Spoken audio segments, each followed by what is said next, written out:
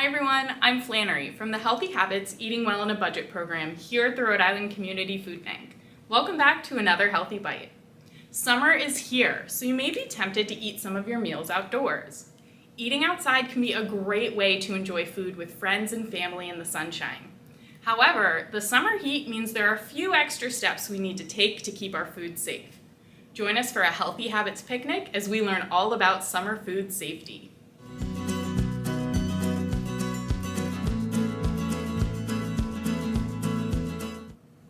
First, let's talk a little bit about why food safety is especially important in the summer.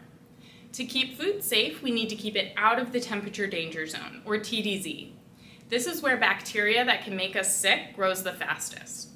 The TDZ is anywhere from 41 degrees to 135 degrees Fahrenheit. To find out the temperature of your food, you'll need one of these. Food thermometers come in all shapes and sizes, but the key is just to use one and use it correctly. Temping our food is the way that we can make sure our food is safe to eat.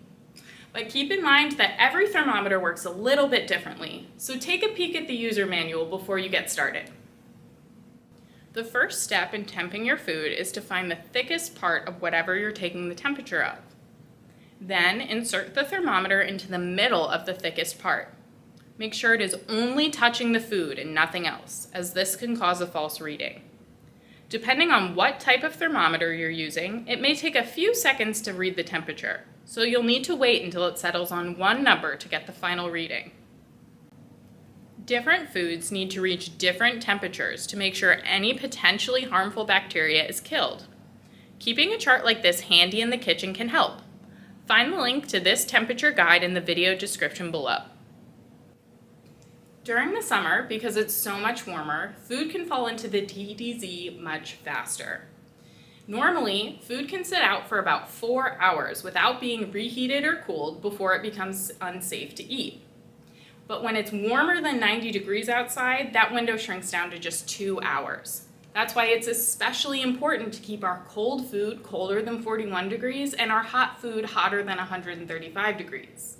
Let's take a look at the steps we can take before, during, and after our Healthy Habits picnic to keep our food out of the TDZ. Before we head out for our picnic, we need to make sure our cold food will stay cold when we travel. To do this, pack plenty of ice or ice packs in an insulated cooler with a tight-fitting lid. Also, be sure to avoid cross-contamination by keeping raw foods like meats and poultry away from foods that are ready to eat as they are, like salad or fruit. You can do this by either packing them in a separate cooler or packing those foods at the bottom of your cooler in a sealed bag or container. Now that we're at our picnic, we still need to help our cold food stay cold. Whenever possible, keep your coolers in a shady area. And if we're cooking any hot foods, remember to temp them accordingly. Now that we have our food out, it's important to keep in mind that 4-hour window. And if it's above 90 degrees outside, remember that means we only have 2 hours that our food can be out. To help remember, you can write down the time you put the food out or set a timer. Once our picnic is over, it's time to pack up. First things first, remember to check your timer. If you still have an hour left on your timer, that means you have an hour left to get your food packed up and home. Make sure to get those leftovers in the fridge before the hour is up. If the food has been left out for longer than the time block, it needs to be thrown away. Now that you know all the steps to keep your food safe, it's time for you to go have your own summer picnic. If you're looking for some healthy, tasty snacks or meals to bring with, check out our healthy recipes page on our website. From the Healthy Habits team, I'm Flannery. Thank you for joining us and see you next time.